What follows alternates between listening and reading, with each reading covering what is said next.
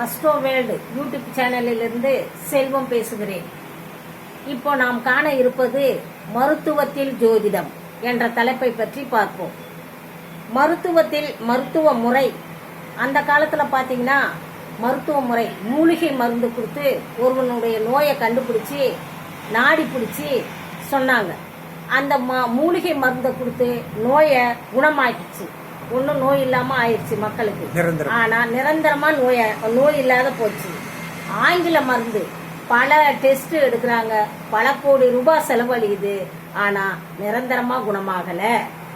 அப்போ விவசாயம்னு பார்த்தீங்கன்னா அந்த காலத்தில் இயற்கை விவசாயம் செஞ்சாங்க. இயற்கை விவசாயத்தில் சாப்பிட்ட மக்கள் நல்ல ஆரோக்கியமான வாழ்க்கை வாழ்ந்தாங்க, ஆரோக்கியமாக இருந்தாங்க.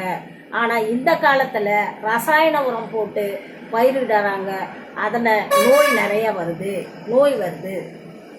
அடுத்து நாம் முன்னோர்களும் சித்தர்களும் நோயை 3 வகையாக பிரிச்சிருக்கிறாங்க. 1 வாதம், 2 பித்தம், 3 கபம் ஆகிய 3 வகையாக பிரித்து வச்சிருக்காங்க. இந்த 3 வகையில் பாதிக்கப்படுகின்ற ராசி என்ன அப்படிங்கிறத பார்க்கலாம். அதாவது மேசம், சிம்மம், விருச்சகம். மேசம், சிம்மம், விருச்சகம் ஆகிய 3 ராசிகளுக்கும் பித்த சம்பந்தமான நோய் வரும். ரிஷபம், கடகம், துலாம். ரிஷபம், கடகம், துலாம் ஆகிய 3 ராசிக்காரர்களுக்கும் கபம் சம்பந்தப்பட்ட நோய்கள் வரும். மிதுனம், கன்னி, மகரம். மிதுனம், கன்னி, மகரம் ஆகிய ராசிக்காரர்களுக்கு வாயு சம்பந்தப்பட்ட நோய்கள் வரும். தனுசு, கும்பம், மீனம் ஆகிய ராசிக்காரர்களுக்கு வாதம் சம்பந்தப்பட்ட நோய்கள் வரும். ஆக நோயால் பாதிக்கப்படும் என்று ஜோதிட நூல்கள் கூறுகின்றன.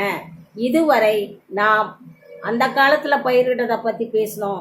இப்போ இருக்கிற ஆங்கில முறை மாத்திரைகள் மனிதனுக்கு என்ன பாதிப்பு வருதுங்கிறத பற்றி பேசினோம். அடுத்து நோயால் எந்தெந்த ராசிக்காரர்கள் பாதிக்கப்படுவார்கள் என்கிறத பற்றி பேசினோம். எந்தெந்த நோய் எந்தெந்த ராசிக்காரர்களுக்கு வரும் என்பதை பற்றியும் கூறினோம். ஆக இதை பயன்படுத்தி நீங்கள் அனைவரும் எங்களுடைய சேனலை பார்த்து எங்களுக்கு அனைவரும் நிறைய ஒத்துழைப்பு தந்தீங்க. இன்னும் நிறைய பேர் ஒத்துழைப்பு கொடுக்குறவங்களுக்கும் எங்கள் அஸ்ட்ரோ வேர்ல்டு யூடியூப் சேனல் சார்பாக நன்றியை தெரிவித்துக் கொள்கிறேன். நன்றி, வணக்கம்.